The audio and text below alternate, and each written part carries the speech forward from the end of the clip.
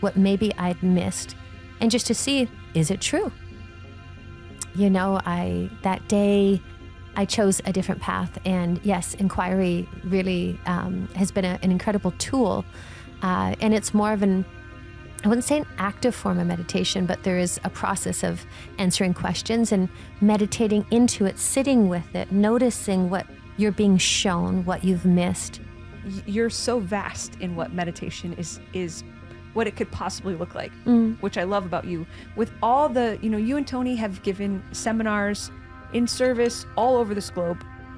You have traveled to India and China and Malaysia and, in these places maybe that we think of like where meditation is born and it's done this way. And you, and even we have done our share of like, alpha brainwave meditation or Kriya, the nose, the nostril isolation, nostril meditation. Yes.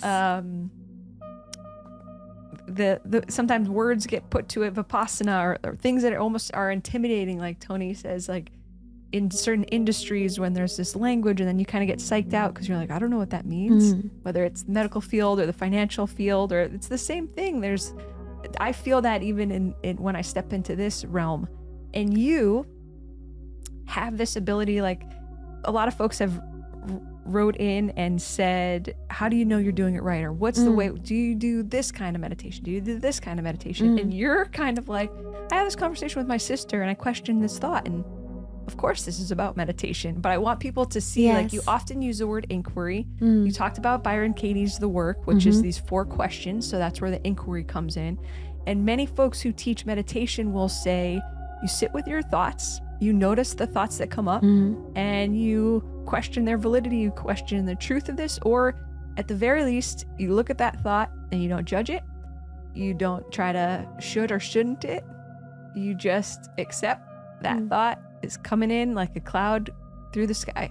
One of my outcomes of meditation would be, and people often promise, this self-realization or seeing of oneself, know thyself. Socrates, or as we call him in this house, Socrates. 2,000 years ago, says this know thyself. And what does that mean? And everyone else can see us. Why can't we see ourselves? Yes. And then we're the last to know. And so there's that curiosity in me that's like, I really want to know what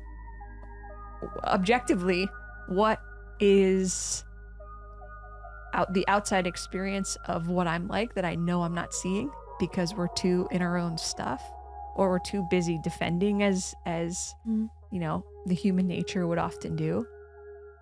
I'll speak for myself. When I sit there, oftentimes when I notice what my mind is doing in meditation, it will be building some defense or making some case for myself or justifying something I wish I hadn't done or wish I had done.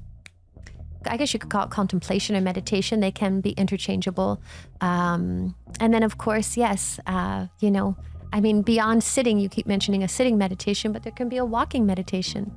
It's like going on a walk and just noticing the beauty, the birds chirping, or, the dew on the grass, or, the ants in front of you, or gosh, we've got these little geckos, running around town here, and you see these little buddies and it's like, hey, their little necks flap out. Like there's so much sometimes when I'm moving quickly, I miss. And sometimes if I'm walking from here down the hill, I'll just slow down and notice all these gifts that are right in front of me that sometimes when I'm moving quickly, I walk right by. And so I look at that as a walking meditation. And by the way, I do sit. I do a 10-minute meditation in the morning, and I close my evening the same way.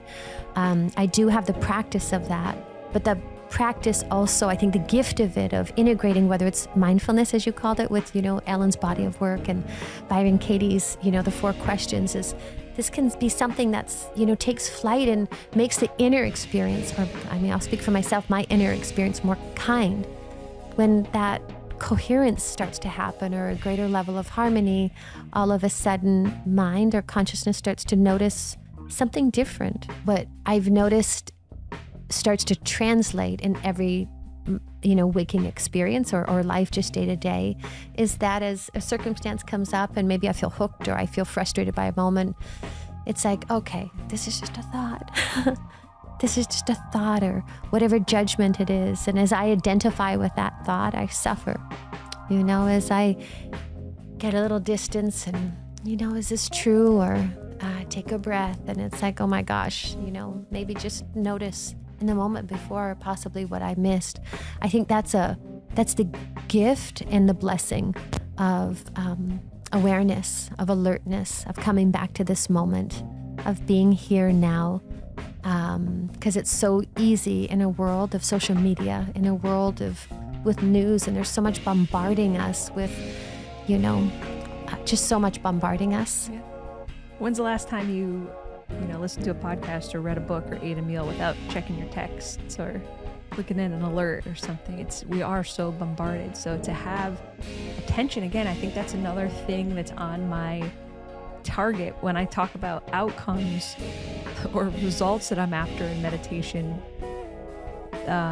It's that ability to just be where I am and where I place my attention, and not have something else dictate to me where to put it. And I'm glad you brought up Michael Singer before. And so I grabbed 2 books last night when I knew we were going to sit down and have this conversation today. The other one is our friend Michael Singer's book. I can tell because I scribbled in here that I read it in 2015.